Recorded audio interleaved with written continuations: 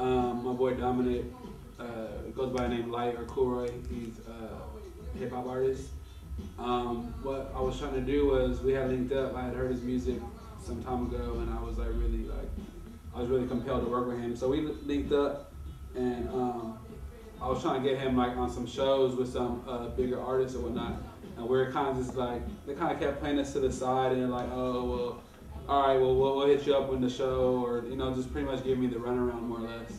So we're just like, F it, let's just make our own event. So what we did was put together an event called Dollar and a Dream here actually at Authentics, and what it was just an artist showcase and more or less a party where we had him on the bill and a bunch of other up-and-coming indie artists, and we promoted it really well, and unexpectedly actually it was like a pretty big success. It got really packed, and after that people were just hitting me up over and over and constantly, let's do events, or come out to LA, let's do this event, or let's book me for artists. Like my email after that was ridiculous. From here, I'm about to take you higher. We about to set this bitch on fire.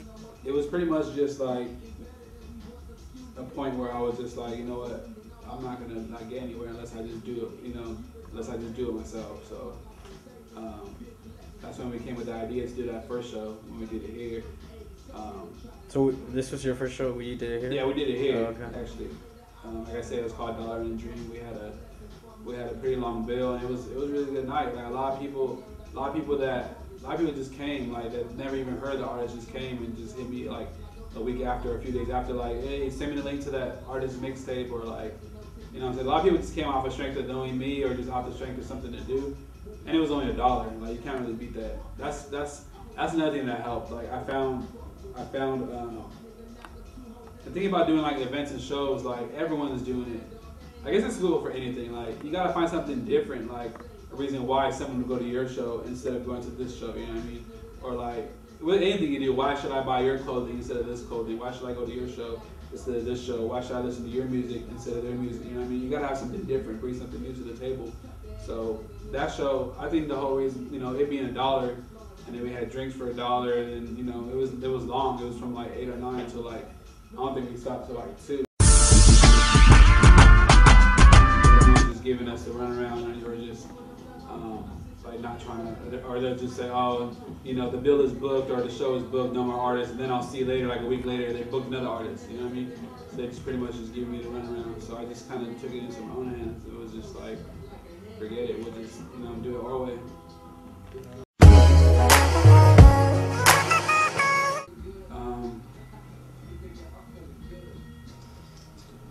I kind of just get like a feeling. You kind of just tell, like you hear artists' music and then you meet them and they're like way off, like two totally different people. Like if a rapper is just rapping about like, oh, I drive this, or I live here, whatever, and then you meet them and like, I don't know, it just doesn't fit the description.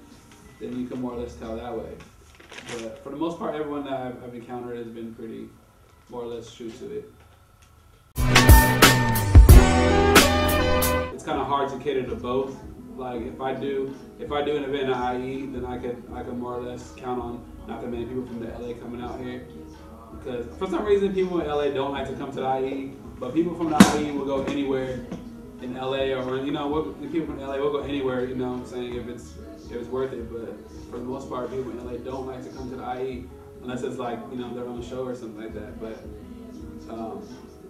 like finding a good location, yeah, because like I said, if I'm doing an event in IE, then I gotta pretty much bank on just trying to get it packed out here, because pretty much a lot of people from LA will not come out. Same thing within LA, like people out here will be like, oh, I really want to drive, or you get out of like an event or a show at 2 a.m. you don't really want to drive 45 minutes after that, especially if you've been drinking.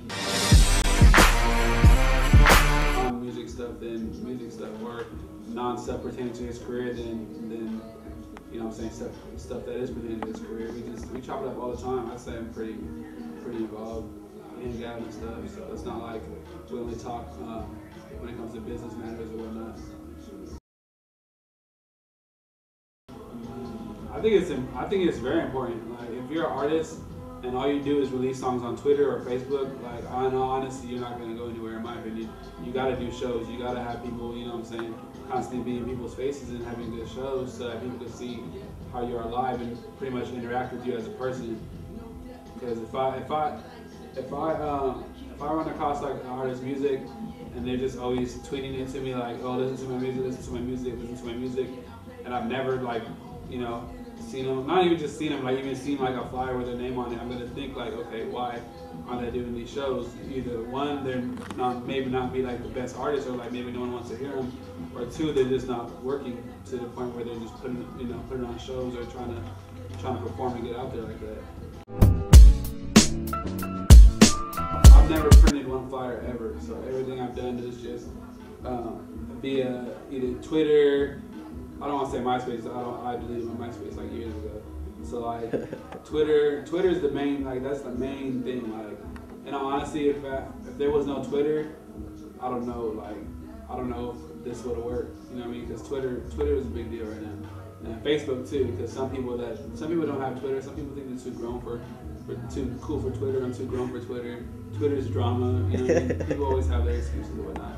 So social networking for me is like one of the biggest reasons why, like other than word of mouth, because like I said, I don't print the flyers. Just send it out on Twitter. I'll reply to everybody I follow. People will like retweet it for you. Like, it's more or less like it's like word of mouth. We get pushed back. It's probably gonna end up starting the beginning of next year actually. Cause there's a lot of work. We're working on getting into sponsorships. Working on a sponsor deck to send to the sponsors. But what it is going to be a tour, like a West Coast tour, with the artists, with Coolroy, an artist named Tehran, an artist named Stevie Crooks. They're both incredible artists. I'm a big fan of both of them. We're going to work on a West Coast tour. We're going to hit LA, of course, IE, of course, San Diego, San Francisco, Arizona, Seattle, Vegas. I think that might be it. Can't really remember the other stops, but yeah, we're working on that. If we get all the sponsors, you know, everything will be straight. Everything will be really good. Bobby_Gonzalez with an S at the end. Hit me up. Facebook, Bobby Gonzalez, same thing. Everything's just real name, no gimmicks. So you're looking forward to big things then? Definitely.